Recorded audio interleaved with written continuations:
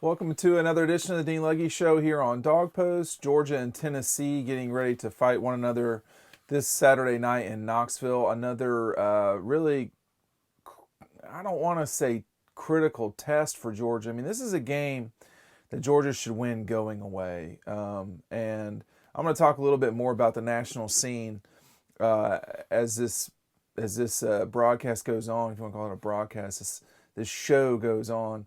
But Tennessee doesn't have the capability of sticking with Georgia. I expect to see a lot of Georgia fans in Knoxville. I don't know how many, maybe 30,000. I don't think 30,000 is out of the question at all. And that will seem like a lot, even in a stadium that has 100,000 people. So Tennessee is about as in the dumps right now as I have seen. And that's really saying something because they have gone through Lane Kiffin, Derek Dooley, Butch Jones, all with the hope or the understanding that there would be a better day. And frankly, even in 2007, when Tennessee had a big win over Georgia in Knoxville, that program was teetering on figuring out how to get Phil Fulmer out of there. Even though they won the SEC East that year, thanks in part to that win over Georgia, they weren't happy.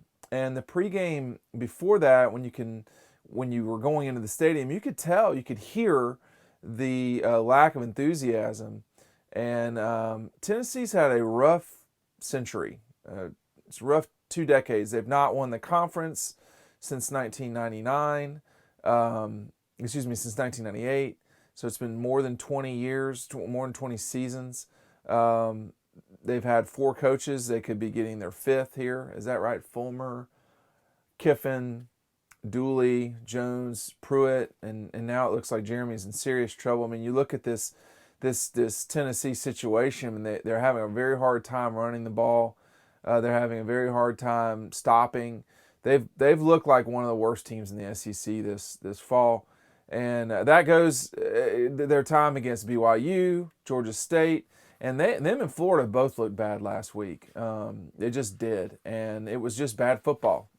And that's not what you want when you've got the number 2, number 3 team in the country coming knocking on your door. Georgia's going to be ready to play. Tennessee probably is going to be ready to play too, but that only takes you so far. And I'll put it this way: you shouldn't be surprised if the game is close after the first quarter. You also shouldn't be surprised if Georgia's up 20, because Tennessee knows, the kids on that team know that this is going to be a 4-quarter game if Tennessee plans on winning it, and I don't think they've got any appetite for doing that. If they do, that would shock me, not just me, but everyone else in the country. Speaking of the country, when you get a chance to watch everybody play, now I watch a lot actually, whether I record it or watch it live on Saturdays in between when Georgia plays. Saturday showed the very 2 extremes of the top programs. When you look at the way Oklahoma played, the way Ohio State played, and you contrast that with Clemson, it's a stunning reminder of how unbalanced college football really is. Those 3 teams they're not playing in the SEC, so they don't have that logjam of top 10 teams fighting it out for the one certain spot in college football playoff. Oklahoma has to deal with Texas and the quirkiness of the Big 12. It looks like Michigan is not going to be a legitimate challenge for Ohio State.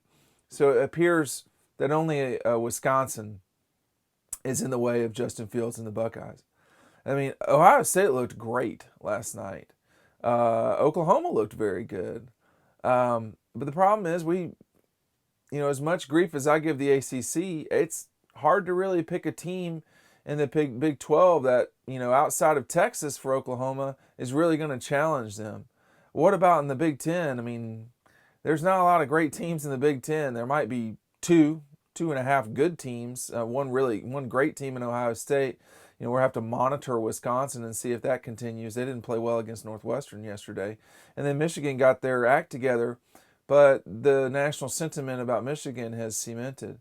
So with those three programs, I don't think a loss would have hurt Clemson at the end of the day, because the Clemson has proven they can lose to anyone.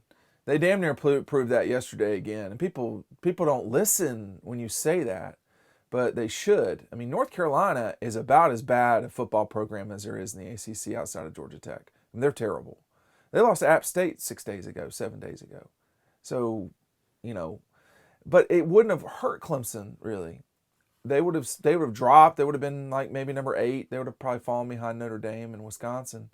But if they win the ACC with a loss, they're probably still going to get into the playoff. That's another thing that people need to wrap their head around, is that Clemson is going to get into the playoff unless they lose the ACC championship game, and maybe if they lose to South Carolina. I don't think that they would get knocked out necessarily if they lose to South Carolina, because they would play one more week, and then there would be this thing about, well, you're going to keep the defending national champion out.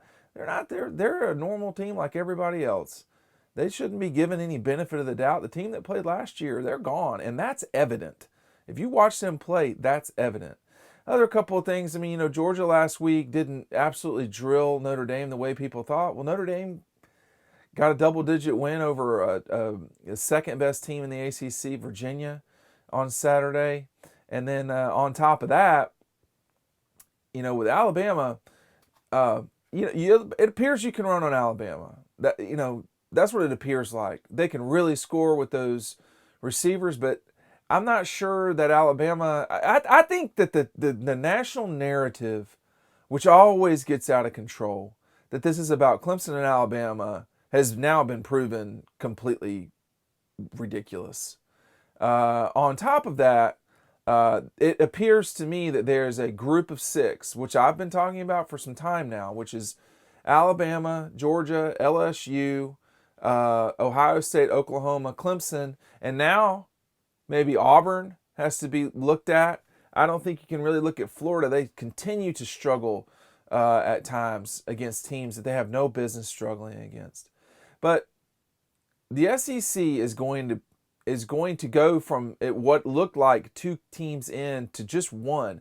I mean, if the Big 12 and the Big 10 hold serve the way that it feels like they're going to, because there's just not a lot in the way of challenges, and the SEC is not going to get 2 teams in unless Clemson gets knocked out. And again, they might not be a top 4 team this year, just the way that Notre Dame wasn't last year, for in this case with Clemson this year, but they're going to get in because the rules are different for different teams in different years. And that's how this goes. It's not right.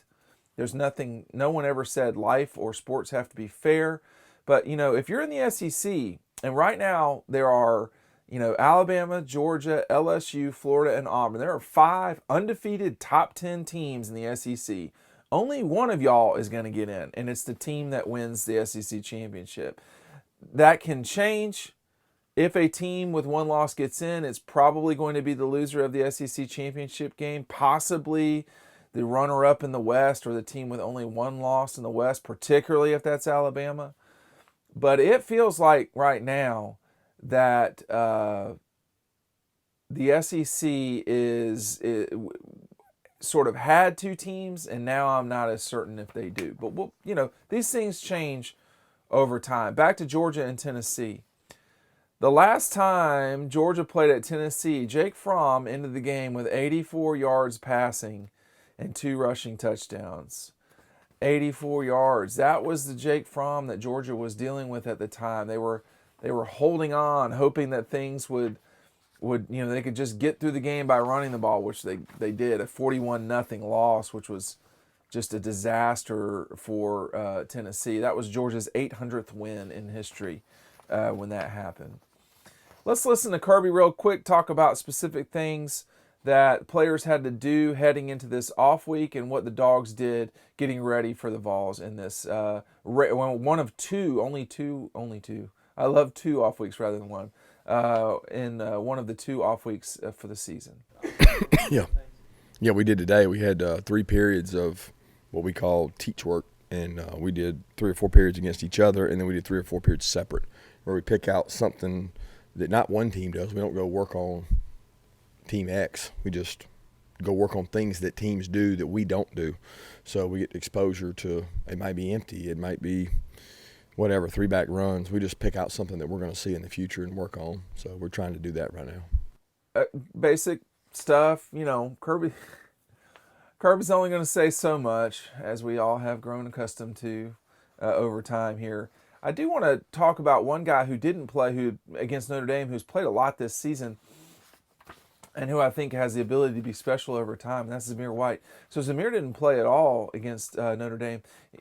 You don't hear any crying or kind of whining or hand-wringing over it, because I do think with Zamir, he could have helped Georgia, sure, but at the same time, with Brian being your guy and what seems now to be for sure their number 2 back at this time in the season, he gives you the ability to pass protect in a way maybe that others don't. Maybe he sneaks out into the flats. Maybe those guys, DeAndre and Brian, were more ready for the moment than Zamir was. I mean, that was Zamir's 4th college football game, so maybe that's part of it. But I don't think there's any question that Zamir can be and will be a special player for Georgia. This is what Kirby said about Zamir not playing this week.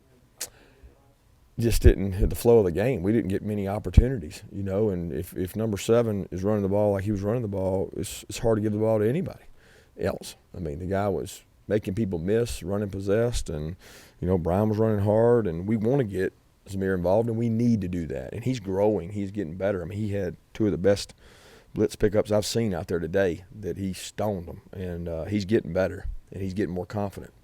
And I want to be able to show confidence in him and put him out there and let him go play. It just never gave the opportunity. And it wasn't just Zamir. There was other guys, a lot of guys that I would have loved to have played in that game, but the opportunity never presented itself. And we still played a lot of people. And then, of course, some injury updates from Kirby in a second here. I'll add that this is from about 4 days ago, so things can change and probably will change. Most of the kids went home. If you follow them on social media, you saw there was a great exodus of Athens this weekend. Ben Cleveland went hunting, duck hunting it looked like. Zamir White went back home to North Carolina, it appeared. So guys went back home, kind of got the refresher course. This should be a big game for the Dawgs. Tennessee is not real good right now, kind of takes away from that. But you need injured players back or guys who are banged up. One guy, Solomon Kinley, is an extremely important part of this season. Certainly Eric Stokes and Tyson Campbell as well. Let's listen to what Kirby had to say about injured players, where Georgia goes from here. Eric was not able to go today. We think he's going to be fine, but he was a little sore. He jogged yesterday and he ran today, but he wasn't able to practice. Tyson is working out, training, running, but not able to practice. Who was the other one? Solomon didn't practice today, and he'll be day to day. We think he'll be fine, but he wasn't able to go today. Yeah, David's had his foot injuries bothered him all year. I mean, he's gone. He's played. I think he played 10, 11 snaps the other game, but it continuously bothers him. So we're trying to help him out with that and relieve him a little bit this week and get him back next week. Going up to Knoxville is always a challenge. I am very curious myself to see how many Georgia people will be there. Maybe 30,000 is kind of guessing too many. I'm not sure, though. I mean, Tennessee is a big stadium. The seats are extremely small, but it's not that far from Athens. You're not asking people to go to sort of Mississippi. It's a relatively easy ride up from Atlanta.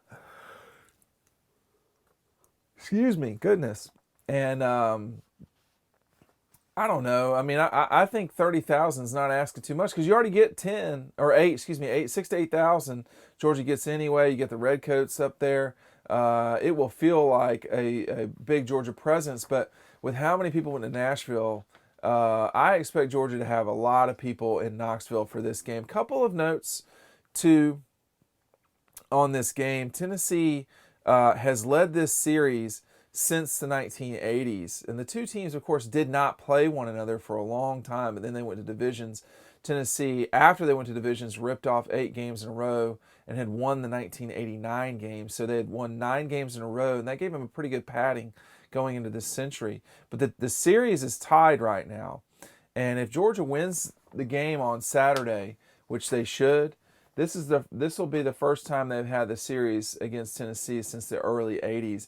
It would also mean that Georgia would have a winning record against every team they play each year. So that would be Auburn, Tech, South Carolina, Kentucky, Tennessee, the Gators, and Vanderbilt. I guess I'm sure I left someone out, but and obviously in a lot, I think the only teams that Georgia has a losing record to in the SEC is Alabama, are Alabama and LSU. And those, LSU, Georgia's pretty tight. Georgia with a 3-0 lead in the series, if you want to call it a series, against Notre Dame. That's the only team in college football who has that kind of margin, who's never lost to Notre Dame, has played them at least 3 times. So Georgia as a program, you saw Oklahoma and I think Ohio State go over 900 wins as programs this past weekend. So congratulations to them. Georgia barreling very right towards that 900 mark. Could happen sooner than you think in terms of years. I will see y'all in Knoxville on Saturday. Go to the website, dogpost.com. If you're not subscribing on YouTube, you can do so right there. Another video is coming up. Click on that. We'll see you over at dogpost.com, dawgpost.com.